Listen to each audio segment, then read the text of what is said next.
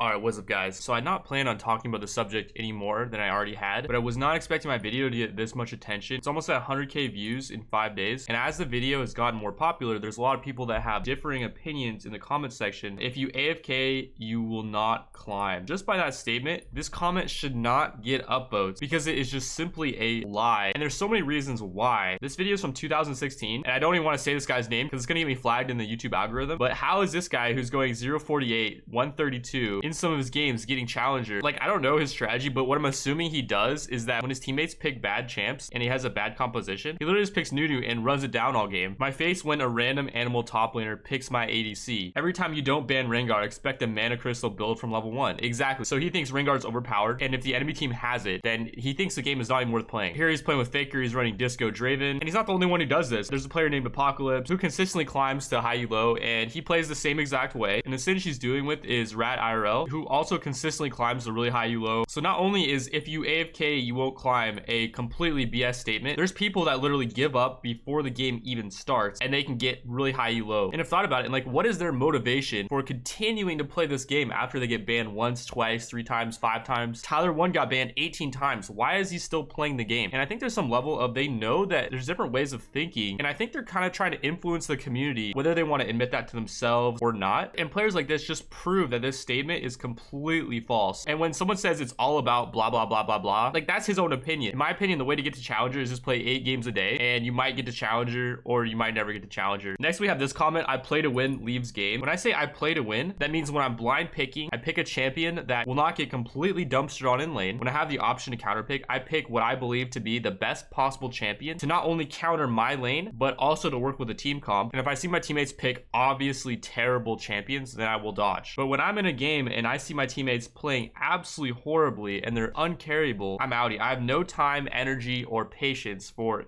any of that. Leaving games and saying that's part of my strategy. Are you serious? You give a bad example to other non-streamers concerning your strategy. More and more people quit or open. This is not acceptable in my opinion. You should be banned for that. This is the type of opinion that I think has really held NA back. And I think progression wise, we're in about season 3, whereas Korea is in about season 10. Honestly, NA solo is garbage. It helped like 0% for improving my skills. We have 325 million people in NA, plus about 36 million Canadians. Meanwhile, South Korea's population is 51 million, and only South Koreans can play on their server, whereas anyone can play on NA. So how is it that A, Korea wins everything all the time, and B, Korea has double the players of NA? And the interesting thing to me is that it's been documented that leaving games is a acceptable thing to do in Korea, and it's the norm. The Korean region literally wins everything all the time, and people like this will still say that you should get banned for leaving game. Your teammates dying is not a valid excuse for going AFK. Why would you think that? Well, what ends up happening when your teammates die a lot of times is that they feed the enemy team a bunch of gold. The enemy team gets a bunch of items. Every time you try to fight against them, you don't do damage to them, or they one-shot you. AFKing is not a strategy. You should get banned, blah blah. There's more comments like this, and I only gloss over the negative comments. There are a lot more positive ones getting upvotes than negative ones, but because the video did get a lot of dislikes, I thought it was important to clear it up, because essentially this is a discussion that people do want to have, and there's 974 comments, so that's a lot of people that are willing to discuss this topic, and I felt I owed it to all those people to make a follow-up video to really explain my thoughts instead of just writing a reply to this guy calling me an idiot, which is what I originally was going to do. And yes, there are people out there that will never AFK a game even if they have like a 0.01% chance of winning, but that doesn't mean their strategy is the right strategy to have. It's been proven by Korea having consistently more of a player base and just completely dominating the tournament scene. There's players that give up before the game even starts, and they can climb to challenger or even like rank 1. So this argument is completely invalid, and these people should not be given power over others. Like, I'm fine with coexisting with them in the community, but when opinions like these actually do end up getting people banned, anybody that doesn't have this opinion loses motivation to play the game. I was watching Scarra's vlog, and he has a lot of interesting things to say about the state of the game and like runes being completely terrible, which I agree with. People are quitting League of Legends.